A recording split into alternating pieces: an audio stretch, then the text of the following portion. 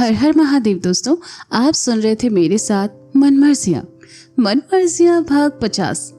गुड्डू ने गोलू से गाड़ी आगे लगाने को कहा और गोलू ने मंगल फूफा को।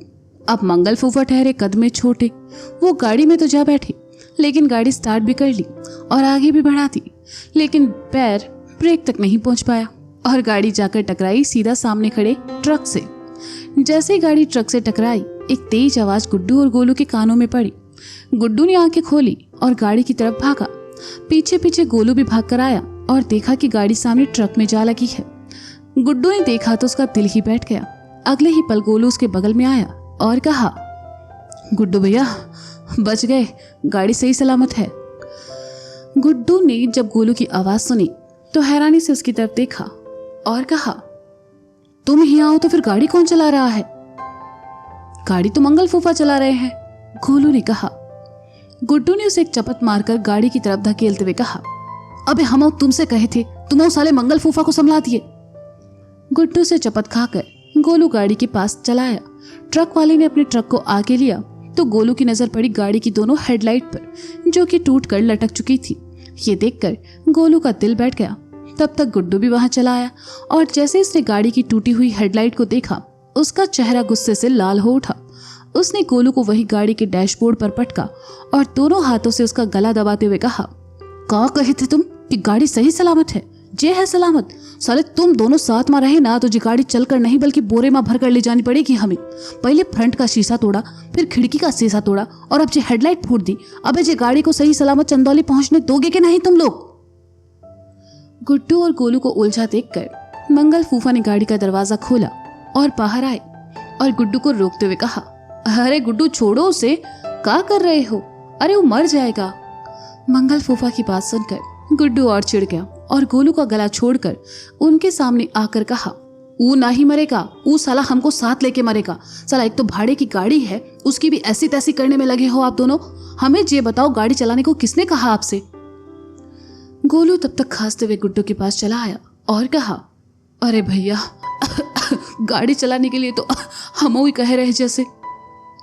काहे? चाबी देने से पहले ई तो देख लेते कि जिप के पैर ब्रेक तक पहुंचते भी है कि नहीं। साला बैठे बिठाए गाड़ी की हेडलाइट टुड़वा दिए, अब कैसे पहुंचेंगे चंदौली?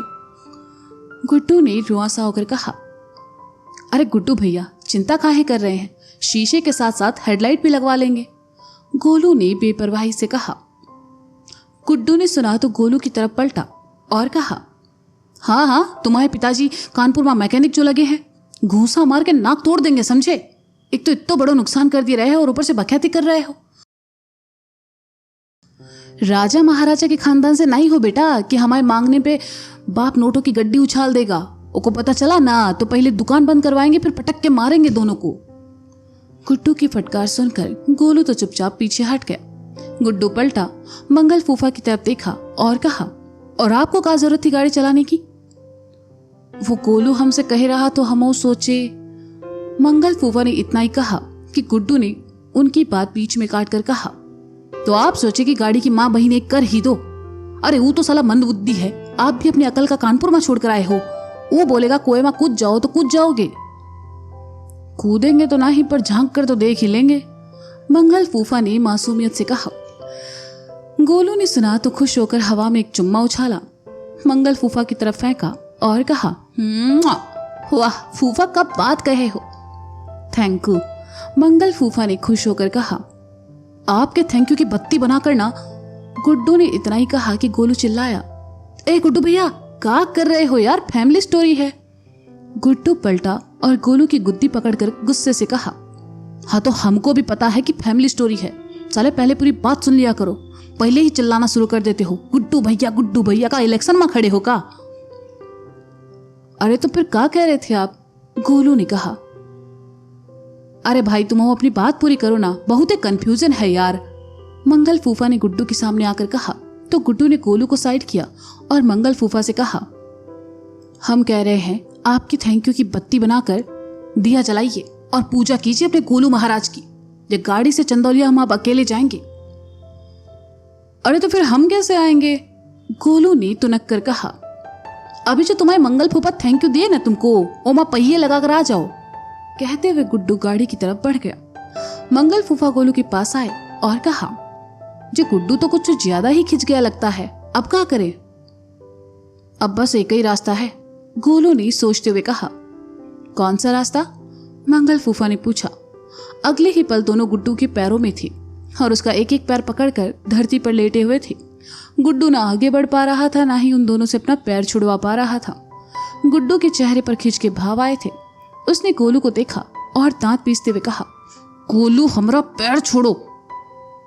नहीं गुड्डू भैया, हम नहीं छोड़ेंगे। जब तक आप हमें और फूफा को माफ नहीं कर देते, हम आपका पैर नहीं छोड़ेंगे। गोलू ने गुड्डू के पैर से लिपट कर कहा। मिश्रा जी का घर कानपुर। शाम के 4 बज रहे थे, लेकिन सुबह के सोए फूफा और भुआ अभी तक सो ही रहे थे। मिश्रा इनको इस बात की कोई खबर नहीं थी कि लवली ने कुछ गड़बड़ की है। वह तो दिन भर अपने काम में लगी रही और दोपहर में सोने चली गई। मिश्रा जी अपने शोरूम पर थे और वेदी अपनी पढ़ाई में लगी थी। लवली की गड़बड़ के बारे में अगर किसी को पता था तो वो थी शगुन, लेकिन दोपहर होते होते शगुन के दिमाग में भी वो बात निकल गई और वह आराम करने अपने कमरे में चली गई। लवली ऊपर अपने कमरे में चला आया और बिंदिया के बारे में सोचने लगा, लेकिन साथ ही उसे अब थोड़ी तसल्ली भी थी कि गुड्डू गया है चकिया और वह बिंदिया को ले आएगा। पढ़ाई करके वेदी को जब नींद आने लगी तो वह उठी और बाहर मुंह धोने चली आई। मुंह धोते हुए वेदी ने देखा कि उसके गाल पर 2 पिंपल निकल आए हैं, तो उसने घबरा कर कहा, अरे ये कैसे हुआ? इन्हें भी अभी आना था। कुछ महीने बाद शादी है और उनके निशान तो 6 महीनों तक नहीं जाएंगे। कहीं अमन ने हमें नापसंद कर दिया तो? अब हम क्या करें? अम्मा से पूछते हैं। वेदी मिश्राइन के कमरे में आई और देखा मिश्राइन सो रही है, लेकिन मिश्राइन को जगाने से ज्यादा डर वेदी को अपने पिंपल्स का था। इसलिए वह मिश्राइन के पास आई और धीरे से उनकी बाह थपथपा कर कहा, अम्मा अम्मा अम्मा सो रही हो का? नहीं, गली की औरतन के साथ मंडली में बैठकर भजन कीर्तन कर रहे हैं। दिखाई नहीं ना देता है, सो रहे हैं। मिश्राइन ने अधखुली आंखों से वेदी को देखकर पहले प्यार से कहा और फिर एकदम गुस्से से, अम्मा अम्मा सुनो ना, हमारे चेहरे पर इतनी सारी फुंसी निकल आई है, हम क्या करें? वेदी ने मिश्राइन की बात थपथपा कर गुनगुनाते हुए कहा, अम्मा के कमरे में उपटन रखो है, जाकर लगाए लो और हमें परेशान नहीं करो वरना पीट देंगे। कहकर मिश्राइन ने करवट बदली और मुंह फेर कर सो गई। वेदी उठी और कमरे से बाहर चली आई। शगुन के कमरे का पर्दा हटाकर देखा तो पाया कि शगुन भी सो रही है, इसलिए वह खुद ही चम्मच और कटोरी लेकर अम्मा के कमरे में चली आई। उसी कमरे में भुआ और फूफा सो रहे थे। सो क्या रहे थे, लवली की दी दवा से बेहोश पड़े थे। वेदी ने कमरे की लाइट जलाई और सीधा अलमारी की तरफ चली आई जहां उपटन रखा था। फूफा और भुआ पर तो उसका ध्यान ही नहीं गया। उसने डिब्बे से उपटन कटोरी में निकाला और लेकर जैसे ही पलटी, फूफा को बेहोश देखकर कटोरी उसके हाथ से नीचे जा गिरी और वह जोर से चिल्लाई। वेदी के चिल्लाने की आवाज सुनकर भुआ फूफा तो नहीं उठे, लेकिन मिश्राइन और शगुन जरूर घबरा कर उठी। दोनों अपने कमरे से बाहर आई और शगुन ने कहा, माँ जी आपने वेदी की चिल्लाने की आवाज सुनी? हाँ शगुन, वो अम्मा के कमरे में उपटन लेने गई थी, चलो चलकर देखते हैं क्या हुआ है। मिश्राइन ने कहा और शगुन के साथ अम्मा के कमरे की तरफ बढ़ गई। अम्मा के कमरे में आकर मिश्राइन ने देखा वेदी घबराई हुई सी खड़ी है। उसका मुंह खुला है और आंखें बाहर आने को बेताब। वह एक टक बस सामने ही देख रही थी। मिश्राइन ने गर्दन घुमाकर देखा तो पाया कि भुआ और फूफा बेसुध पड़े हैं। भुआ खुली आंखों के साथ कुर्सी पर बैठी है और फूफा का सर उनकी गोद में पड़ा है और बाकी शरीर नीचे जमीन पर। शगुन ने जाकर वेदी को संभाला और मिश्राइन बड़बड़ाते हुए भुआ की तरफ बढ़ी। लाज शर्म नाम की कोनो चीज नहीं है दोनों जन्मा, कैसे बैठे हैं? जीजी, ए जीजी, आदर्श बाबू, अरे उठिए। शगुन ने देखा दोनों ना हिल रहे हैं ना बोल रहे हैं, तो उसे याद आया कि लवली ने उन्हें नींद की दवा दी थी। वह कुछ कहती इससे पहले वेदी बोल पड़ी, अम्मा लगता है ये दोनों मर गए हैं। वेदी की बात सुनकर मिश्राइन के चेहरे का रंग उड़ गया और शगुन के चेहरे पर भी परेशानी के भाव उभर आए। शर्मा जी का ढाबा। अबे हमाओ पांव छोड़ो, गुड्डू चिल्लाया। नहीं गुड्डू भैया, आप हमें चाहे मार लो, पीट लो, गरलाए लो, पर हम आपको पांव ना छोड़ी है, गोलू ने कहा। हाँ गुड्डू, हम बिना छोड़े हैं। जब तक तुम हम दोनों को माफ नहीं करोगे, हम ऐसे ही तुम्हारे चरणों में पड़े रहेंगे। मंगल फूफा ने भी गोलू की हाँ में हाँ मिलाते हुए कहा। गुड्डू भी सोचने लगा कि कहाँ वह इन दो नमूनों के साथ फंस गया है। गोलू और मंगल फूफा को माफ करने के अलावा गुड्डू के पास अब कोई रास्ता नहीं था, इसलिए उसने झल्ला कर कहा, ठीक है माफ किया, छोड़ो हमारे पैर। गोलू और मंगल फूफा ने जैसे ही सुना कि गुड्डू ने उन्हें माफ कर दिया है तो दोनों खुशी खुशी उठे और गोलू ने कहा, बस गुड्डू भैया, जे आखिरी बार था, पहुंचने से पहले कोनो गड़। चुप, बिल्कुल चुप, कोई कुछ नहीं बोलेगा, चुपचाप पीछे बैठो और सोचन दो कि आगे क्या करना है। एक तो साला शाम होने वाली है और ऊपर से हेडलाइट और तोड़ देगी हो, गुड्डू ने चिल्लाकर कहा। तो गोलू चुप हो गया। अरे आपकी जे प्रॉब्लम का हल है ना हमारे पास, गोलू ने कहा। गुड्डू ने सुना तो कहा, का हल है? नहीं बताओ हमें का हल है। अब जे नहीं कहना कि टॉर्च लेकर तुम गाड़ी के बोनट पर बैठने वाले हो। गोलू ने सुना तो हंसने लगा और कहा, का गुड्डू भैया, का गजब का सेंस ऑफ ह्यूमर है आपका। अरे इतना पगलैट भी नहीं है। हम तुझे कह रहे कि अभी बजा है 4 और चंदौली पहुंचने में लगेगा 2.5 घंटा, और अगर आप गाड़ी को स्पीड में भगाएं तो अंधेरा होने से पहले 2 घंटा में चंदौली। आपकी हेडलाइट की प्रॉब्लम सॉल्व।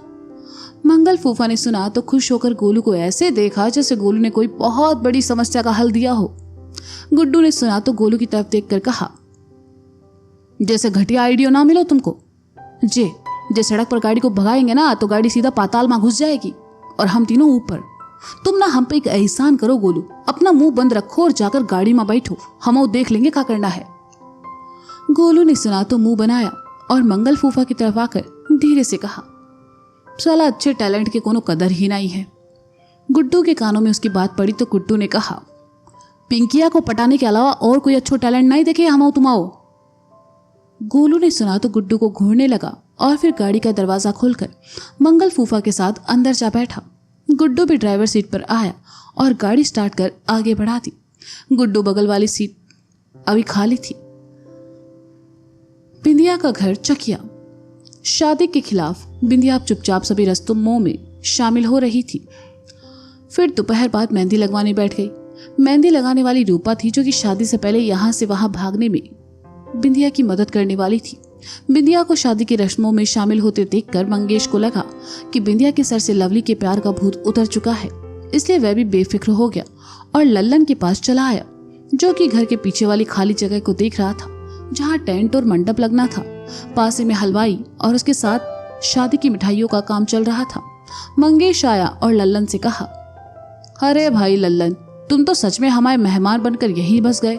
अरे तुम्हारे साले के लड़के की शादी है, हुआ फूफा की जरूरत पड़ेगी ना। हमारी जरूरत कल सुबह पड़ेगी, जब साले का लौंडा दूल्हा बनेगा, तब तक हमारी चौकीदारी हिया सही, लल्लन ने कहा। अरे काहे परेशान होते हो लल्लन, हमको पूरा यकीन है उस साला लवली हिया कदम भी नहीं रखेगा। और अब तो बिंदिया ने भी हार मान ली है, देखे नहीं सुबह से कैसे खुशी खुशी शादी की रस्मों में शामिल हो रही है। मंगेश ने कहा, हमको तो दाल में कुछ काला लग रहा है मंगेशवा। तुम्हारी बिटिया इतनी आसानी से शादी को कैसे मान गई? अरे हम खुद देखे हैं उसका बचपन से लवली के नाम की माला जपते हुए। देखो मंगेश, पहला प्रेम इतनी आसानी से नहीं बुलाया जाता। हाँ, इट्ठो बार ऋतिकवा से की शादी हो जाए तो फिर लवली का तो की परछाई भी नहीं देखने देंगे। हमें तुम पर पूरा भरोसा है लल्लन, एक बार बिंदिया की शादी हो जाए ओके बाद लवली को ठिकाने लगा देंगे हम, मंगेश ने कहा। और ये सुनकर लल्लन मुस्कुरा उठा। तो दोस्तों, क्या मंगल फूफा और गोलू के होते गुड्डू पहुंच पाएगा शाम होने से पहले चंदौली? क्या सच में कह दिया है फूफा ने और भुआ ने इस दुनिया को अलविदा? क्या मंगेश के हाथों लवली को मरवा देगा लल्लन? जानने के लिए सुनते रहिए मनमर्जियां सीजन 4 मेरे साथ। और कहानी अगर आपको पसंद आ रही है तो उसे लाइक करें, कमेंट करें और अपने दोस्तों के साथ शेयर करना तो बिल्कुल ना भूलें। इस कहानी को आगे सुनने के लिए आप मेरे चैनल को सब्सक्राइब भी कर सकते हैं अगर आप चाहे तो, वरना कोई बात नहीं, कहानी तो रोज आपको सुनने को मिल ही जाती है। तो मिलते हैं जल्दी, तब तक के लिए बाय बाय।